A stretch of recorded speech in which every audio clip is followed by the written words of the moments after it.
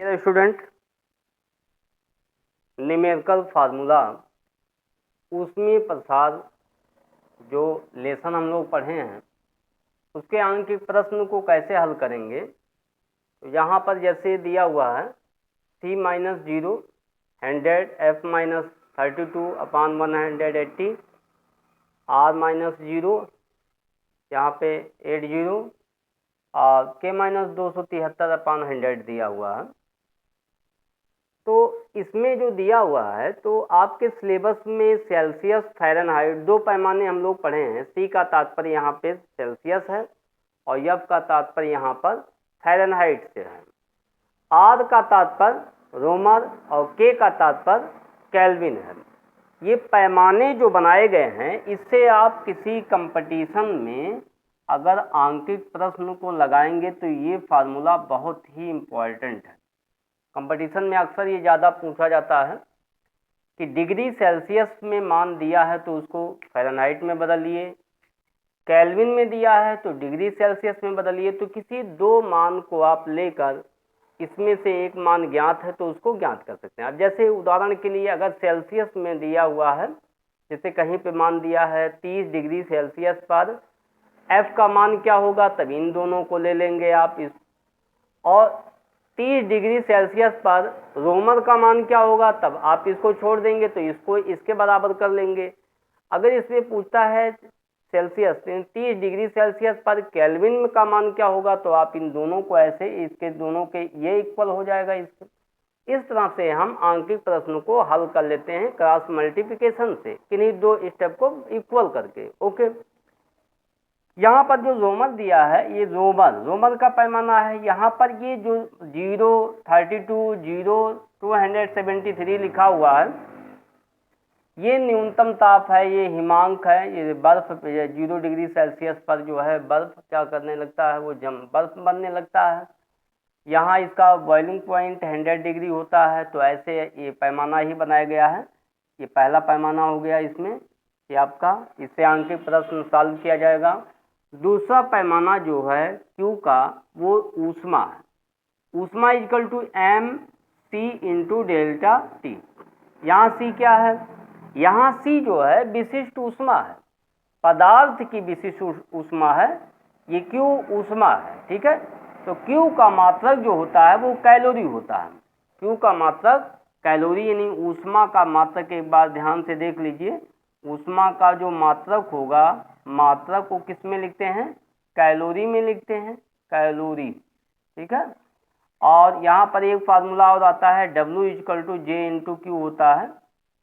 ठीक है, या हाँ, यहाँ पर इसकी जो यूनिट बनेगी यानी जो किया गया कार्य होता है या ऊष्मा, तो यहाँ जो ये फार्मूला है W बराबर J इंटू Q, तो W बराबर J इंटू Q जो होता है यहाँ पर W equal to J into Q, ये जूल का नियम है और W का मात्रक जूल, Q का मात्रक कैलोरी में होता है। तो J का मान जो है 4.18 जूल बटे कैलोरी लिखते हैं, इसको कैलोरी में लिखा जाता है, इसको किलो कैलोरी में भी लिख सकते हैं इसमें, तो किलो कैलोरी के लिए 10⁻³ हो जाएगा इसमें। ओके, अब यहाँ पर जैसे तीसरा जो फार्मूला है आपका यहाँ पर वो रेखीय प्रसार गुणांक, तो जैसे यहाँ पर रेखीय प्रसार गुणांक जो लंबाई में वृद्धि होती है वो L और गुणे अल्फा गुणे डेल्टा T होता है। लंबाई में वृद्धि प्रारंभिक लंबाई और तापांतर के समानुपाती होता है। तो यहाँ अल्फा जो है रेखीय प्रसार गुणांक है। चौथा इसी तरह से आपका जो बना हुआ है वो चौथा पॉइंट आपका क्षेत्रफल में होगा, तो डेल्टा ए इक्वल टू हो जाएगा A, और यहाँ पर जो आएगा क्षेत्रीय प्रसार गुणांक को डेल्टा टी, क्षेत्रीय प्रसार गुणांक कहेंगे बीटा को। पांचवा फार्मूला आयतन प्रसार गुणांक, तो डेल्टा बी इक्वल टू हो जाएगा इसमें, और कैपिटल बी और गुणे यहाँ पर गामा इंटू डेल्टा टी हो जाएगा इसमें। तो गामा क्या है, यहाँ पर गामा को आयतन प्रसार गुणांक कहते हैं। तो इस तरह से जो है रेखीय प्रसार गुणांक और क्षेत्रीय प्रसार गुणांक में संबंध जो आया हुआ है वो alpha ratio beta ratio gamma equal to होता है 1, 2 और इंटू 3। इन्हीं यहाँ पर जो है अगर बीटा बराबर हम लिखना चाहें तो बीटा बराबर लिख सकते हैं 2 अल्फ़ा, गामा बराबर लिखना चाहें तो यहाँ पर 3 अल्फ़ा लिखेंगे।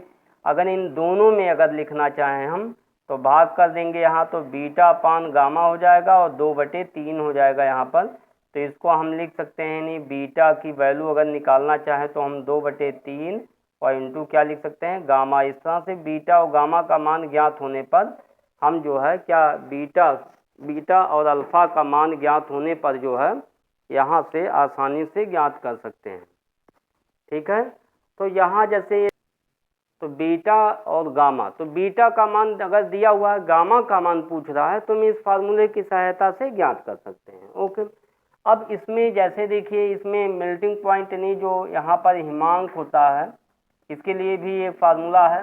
बर्फ जब गलता है तो वो क्या होता है, वो गलता है या जमता है, सॉरी यहाँ जल जो है जब जल बर्फ में बदलता है या बर्फ जो है जब जल में बदलता है, तब इसमें जो ऊष्मा अवशोषित करता है या उत्सर्जित करता है, उस ऊष्मा को गुप्त ऊष्मा कहते हैं। उस ऊष्मा को क्या कहेंगे, गुप्त ऊष्मा कहते हैं। तो यहाँ पर जो इसका मान निकाला जाएगा वो Q बराबर ml है, ये Q बराबर m इंटू एल। यल क्या है, यहाँ पर गुप्त ऊष्मा है। तो बर्फ के लिए अलग होता है, जैसे पिघल रहा है, तो भाप के लिए अलग होता है इसमें, जो आपको बताया गया है इसमें। और इसमें नेक्स्ट जो अगला फार्मूला है वो कैलोरीमिति का सिद्धांत, कैलोरीमिति का सिद्धांत, ये फार्मूला जो लागू होता है, सिद्धांत यहाँ पर। तो कैलोरीमिति का जो सिद्धांत है वो ये है, अगर एक गर्म वस्तु को हम किसी दूसरी ठंडी वस्तु में मिला देते हैं जिसका टेम्परेचर T1 है और एक का टेम्परेचर T2 है, इसको इसी तरह से आंशिक प्लस इसका लगाएंगे हम लोग, और ये इसी तरह से लगेगा भी, ध्यान दीजिएगा इसको। तो इसी तरह से इस आंशिक प्रश्न को हम हल करेंगे यहाँ पर। तो जैसे यहाँ पर अगर इसको हम मिला देते हैं तो ये तीसरा जो मिश्रण बनेगा यहाँ पर, इन दोनों को मिलाने के बाद जो नया मिश्रण बनेगा उसका अगर टेम्परेचर आप T मानेंगे तो यहाँ ये ऊष्मा का प्रवाह तब तक होगा जब तक दोनों का ताप बराबर नहीं हो जाएगा। जैसे अगर एक गर्म जल है और एक ठंडा जल है, दोनों को आपस में मिला दिया जाए तो दोनों का ताप कांस्टेंट हो जाएगा, बराबर हो जाएगा यहाँ पर कुछ समय बाद। तो इसमें एक वस्तु जो है ऊष्मा देगा और दूसरी वस्तु जो है ऊष्मा लेगा।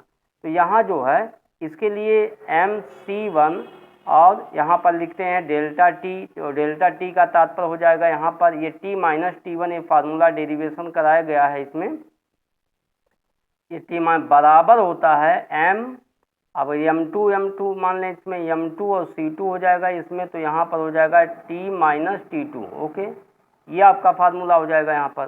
तो इस फार्मूले को आप ऐसे भी लिख सकते हैं यहाँ पर m1 C1 T1 minus T, और बराबर लिख सकते हैं m2 C2 और यहाँ पर T माइनस T2 भी आप लिख सकते हैं। इससे न्यूमेरिकल लगाया जाएगा, बहुत ही आसान न्यूमेरिकल है इसका।